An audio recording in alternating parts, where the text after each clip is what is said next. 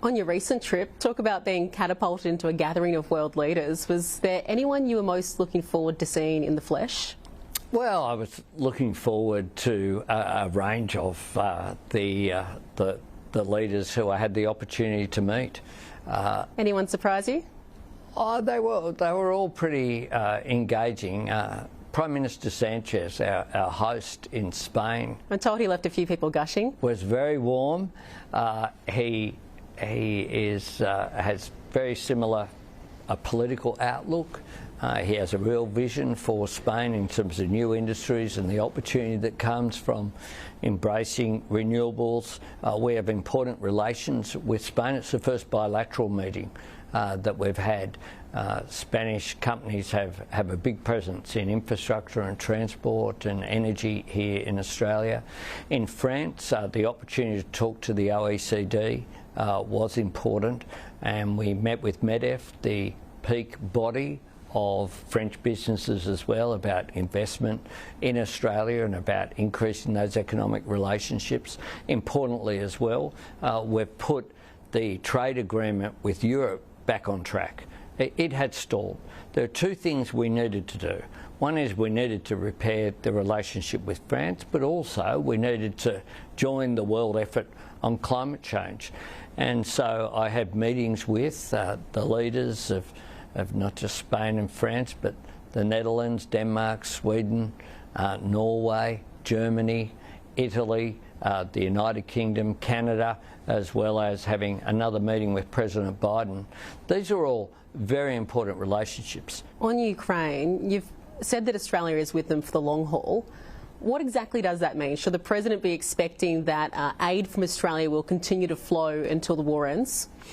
Well, we'll deliver on the commitments that we've made. The former government made with bipartisan support a range of commitments, some of which hasn't been delivered yet. It takes time to get bushmasters from Australia into Ukraine, but they're important for Ukraine's defence, and I'm confident that the commitments that we made will also enjoy bipartisan support. You have to think through what are the consequences for the rules-based order around the world, for the UN Charter, for the sovereign nations to be able to exist free of the brutal activity that we've seen from Russia, if Ukraine doesn't prevail in the current conflict, if Russia doesn't withdraw from its brutal invasion. The consequences are dire if that does not occur. So the world has to be determined to see this through. So with all that in mind then, should Ukraine be expecting that Australia will meet its request for a steady flow of aid? Well, Australia's made the commitments. We'll consider future commitments down the track, but we've made our commitments already. Most of those commitments were made by the former government, to their credit, and we supported them. If Vladimir Putin attends the G20 summit in person, how will you treat him?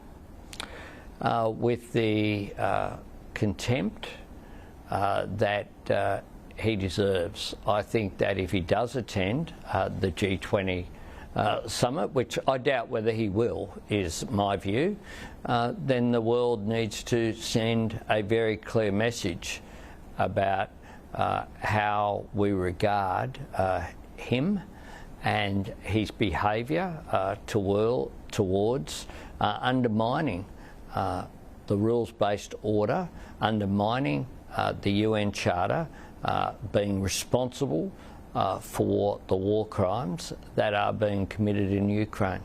So what does that look like?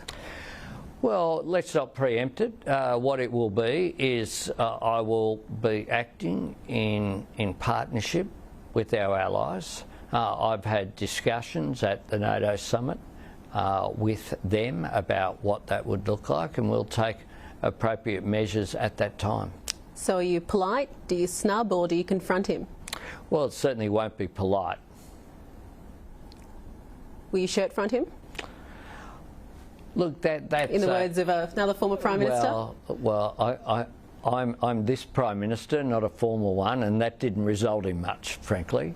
And that's one of the things that I want my Prime Ministership to represent as well, is less rhetoric and more action. And This is a man, though, who has murdered thousands of people. Yes, indeed. We showed action by my visit to Ukraine and my meeting with President Zelensky, and I certainly will not be... You won't be breaking bread with him, though? No, not at all. And I will act in partnership with other G20 leaders. One of the things I've said to President Widodo as well, when I accepted his invitation and said I would attend, is that I'd work with him to make sure that the G20 was a success. It is important for Indonesia that it is a success, but it's important for the world as we're emerging from the global pandemic with a war in Europe, with increased strategic competition in our region, that the G20 is a success. Thanks for your time, Prime Minister. Thanks very much.